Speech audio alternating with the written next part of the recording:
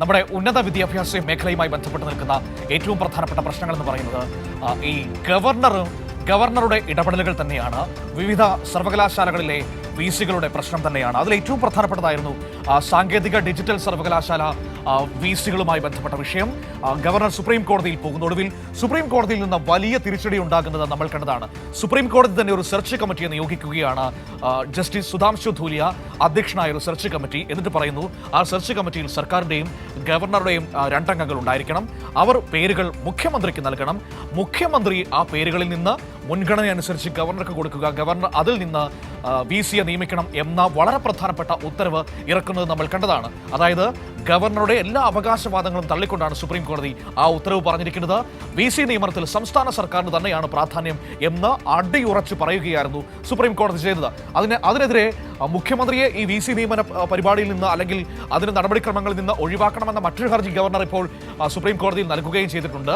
അതങ്ങനെ നിൽക്കുമ്പോഴാണ് സാങ്കേതിക ഡിജിറ്റൽ സർവകലാശാലകളിലെ സ്ഥിരം വിസി നിയമനത്തിനുള്ള അഭിമുഖം ഇന്ന് തുടങ്ങാൻ വേണ്ടി പോകുന്നത്.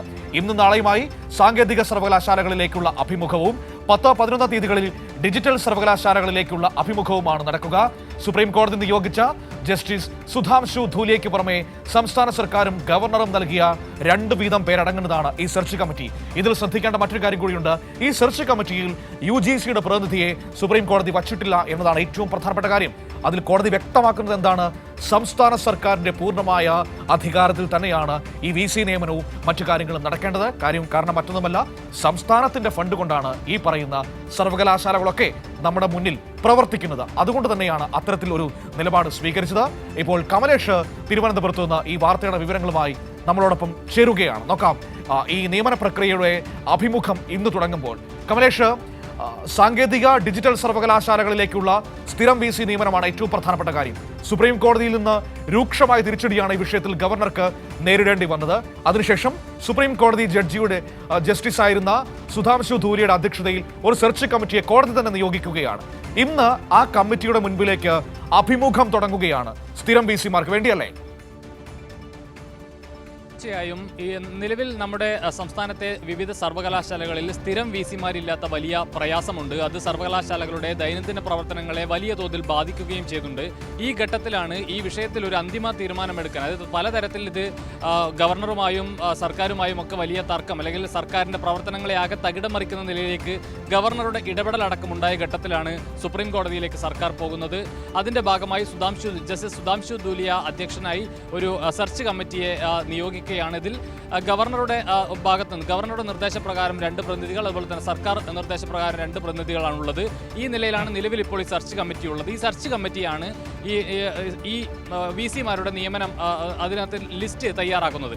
ഈ വിഷയത്തിൽ വളരെ കൃത്യമായി ഇത് ഇന്നും നാളെയും ഈ ടെക്നിക്കൽ സർവകലാശാല, അതായത് സാങ്കേതിക സർവകലാശാലയിലേക്കുള്ള വിസിമാരുടെ നിയമനം, അതുപോലെ തന്നെ ഇൻ്റർവ്യൂ, അതുപോലെ തന്നെ 10-11 തീയതികളിൽ ഡിജിറ്റൽ സർവകലാശാലയിലേക്കുള്ള വിസിമാരുടെ അഭിമുഖവുമാണ് പ്രധാനമായും നടക്കുന്നത്. ഏതായാലും നിലവിൽ ഇപ്പോൾ 60ഓളം പേരുടെ പട്ടികയാണ് സർക്കാരിന് മുന്നിലുള്ളത്. അത് സൂക്ഷ്മ പരിശോധനയ്ക്ക് ശേഷം ജസ്റ്റിസ് സുധാംശു ധൂലിയയ്ക്ക് കൈമാറുകയാണ് ചെയ്യുക. ഇതിൽ നിന്നാണ് ഈ വിസിമാരുടെ ഒരു പട്ടിക സുധാംശു ധൂലിയയാണ് സർക്കാരിന് കൈമാറുക. അതിൽ പരിഗണനാക്രമം വെച്ചുകൊണ്ട് അത് ഗവർണർക്ക് കൈമാറണമെന്നാണ് നിലവിലിപ്പോൾ സുപ്രീം കോടതി നിർദ്ദേശിച്ചിട്ടുള്ളത്. പക്ഷേ ഈ മുഖ്യമന്ത്രി മുന്നോട്ട് വയ്ക്കുന്ന മുൻഗണനാ ക്രമത്തിൽ നിന്ന് വേണം ഗവർണർ വിസിയെ നിയമിക്കാൻ, അല്ലേ? തീർച്ചയായും മനു, ഈ സുധാംശു ധൂലിയ നൽകിയ ലിസ്റ്റിൽ നിന്നും മുൻഗണനാക്രമം വെച്ചുകൊണ്ട് മുഖ്യമന്ത്രിയും സർക്കാരുമാണ് ഈ ഒരു ലിസ്റ്റ് തയ്യാറാക്കേണ്ടത്. ഈ ലിസ്റ്റ് ഗവർണർക്ക് നൽകണം. ഈ ലിസ്റ്റിൽ നിന്ന് വേണം ഗവർണർ വിസിയെ, അതായത് വൈസ് ചാൻസലറെ നിയമിക്കാൻ. അല്ലാതെ ഗവർണർക്ക് തോന്നിയ നിലയിൽ ഒരു ആളെ വൈസ് ചാൻസലറായി വെക്കാൻ കഴിയില്ല. നിലവിലെ സാഹചര്യത്തിൽ അങ്ങനെയാണ് കാര്യങ്ങൾ മുന്നോട്ട് പോകുന്നത്. അതുകൊണ്ട് തന്നെയാണ് വളരെ കൃത്യമായി സുപ്രീം കോടതി പറഞ്ഞിട്ടുള്ളത്, സർക്കാർ നൽകുന്ന ലിസ്റ്റിൽ നിന്ന് തന്നെയാകണം വിസിമാരുടെ നിയമനം. അത് ആരായിരിക്കണം വിസി എന്നുള്ളത് ഈ ലിസ്റ്റിനകത്തുള്ള ആളെ തന്നെ തീരുമാനിച്ചുകൊണ്ട് ആ ലിസ്റ്റ് തിരിച്ച് സർക്കാരിന് നൽകുകയാണ് വേണ്ടത്.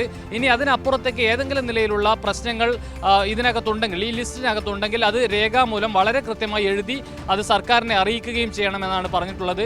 നിലവിലിപ്പോൾ ഈ വിഷയത്തിൽ ഇത് ഗവർണർ സ്വീകരിച്ചൊരു നിലപാട് എന്ന് പറയുന്നത് UGCയുടെ ഒരു പ്രതിനിധിയെ കൂടി ഈ സെർച്ച് കമ്മിറ്റിക്കകത്ത് ഉൾപ്പെടുത്തണമെന്നുള്ളതാണ്. പക്ഷേ വളരെ കൃത്യമായി സുപ്രീം കോടതി അതിന് നൽകിയിട്ടുള്ള മറുപടി, നിലവിൽ നൽകിയിട്ടുള്ള ഉത്തരവ് പാലിക്കുക, അതിനപ്പുറത്തേക്ക് ആ ഉത്തരവ് പാലിക്കുന്നുണ്ടെങ്കിൽ അതിനുശേഷം മാത്രം ഈ നിലവിലെ ആവശ്യം പരിഗണിക്കാമെന്ന കാര്യമാണ് ഗവർണർക്ക് സുപ്രീം കോടതി നൽകിയിട്ടുള്ളത്. അത് വലിയ തിരിച്ചടിയാണ് ഗവർണർക്ക് ഉണ്ടായിട്ടുള്ളത്. സ്വാഭാവികമായും ഈ സെർച്ച് കമ്മിറ്റി നൽകുന്ന ലിസ്റ്റ് അനുസരിച്ച് മുഖ്യമന്ത്രി മുൻഗണനാക്രമം തയ്യാറാക്കി അത് ഗവർണർക്ക് നൽകും.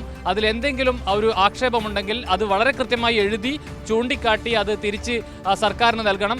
എന്താണ് ഗവർണർ നൽകിയ റിപ്പോർട്ട് എന്നത് സർക്കാരാണ് സുപ്രീം കോടതിയെ അറിയിക്കേണ്ടത്. ആ നിലയിലാണ് നിലവിൽ ഇപ്പോൾ സുപ്രീം കോടതി ഒരു നിർദ്ദേശം സർക്കാരിന് നൽകിയിട്ടുള്ളത്. ഏതായാലും അതിലേക്കുള്ള അഭിമുഖങ്ങളാണ് ഇനി നടക്കാൻ പോകുന്നത്.